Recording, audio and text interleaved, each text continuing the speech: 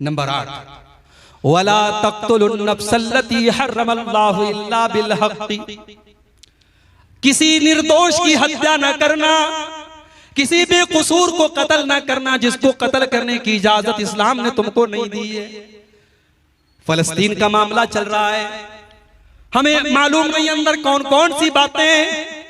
कहने वाले तो ये भी कहते हैं कि हमास नाम की जो एक तंजीम ऑर्गेनाइजेशन है, ये साल 2 साल में एक हमला कर दिया इसराइल के ऊपर।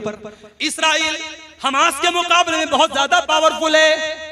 ये 2-4 रॉकेट छोड़ करके उनके 10-20 लोगों को मारते हैं, फिर उधर से मिसाइलों की बमबारी होती है और बेकसूर फलस्तीनी मारे जाते हैं। मेरे भाइयों, हकीकत क्या है, हम इतनी दूर से बैठ करके सारे हालात का तजिया नहीं कर सकते, मगर हमें ये हालात देख करके दुख होता है कि बहतों मुसलमान का खून रहा है, छोटे छोटे बच्चों की लाशें बिछ रही हैं। चाहे हमास का, अगर हमास का हमला इसराइल के अंदर आम शहरियों पर और नागरिकों पर हो रहा है और उनके बीवी बच्चों को मारा जा रहा है, तो इसको भी हम जायज नहीं दे सकते। और इजराइल जवाब में अगर कार्रवाई कर रहा है और फलस्तीनियों को मार रहा है, तो ये भी नाजायज है। आखिर इजराइल को वो धरती तो फलस्तीन से ही मिली थी, वो इलाका तो फलस्तीन का इलाका था, जिसे आज इजराइल ने हथिया लिया और धीरे धीरे फलस्तीन पर वो कब्जा करता चला जा रहा है। याद रखो, आज मीडिया भी बिल्कुल एक तरफा आज फलस्तीन के खिलाफ और इजराइल की हिमायत में बोल रहा है, जबकि मीडिया वालों को ये जान लेना चाहिए, इसी भारत में एक बहुत बड़े नेता हुए थे अटल बिहारी वाजपेयी। वो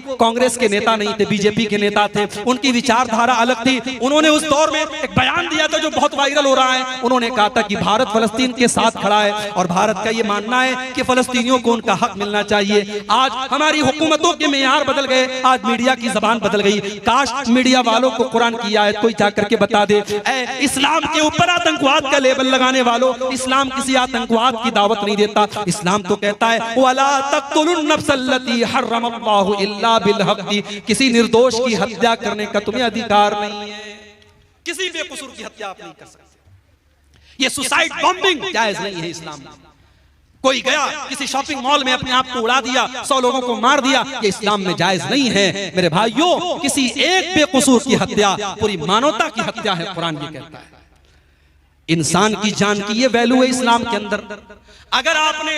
अगर किसी एक इंसान की किसी ने हत्या कर दी तो हत्यारे को बदले में हत्या की जाएगी, कातिल को कत्ल किया जाएगा। वमन कुतिला मज़लूमन फक़द जअलना लिवलिय्यिही सुल्ताना फला युस्रिफ फिल क़त्ल इन्नहु काना मंसूरा।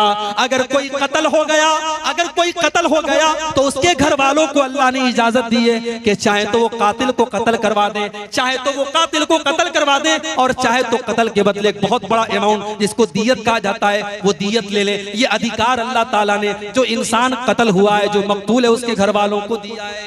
तो ये 8वां हुक्म है मेरे भाइयों कि किसी की हत्या करने की हमें इजाजत नहीं।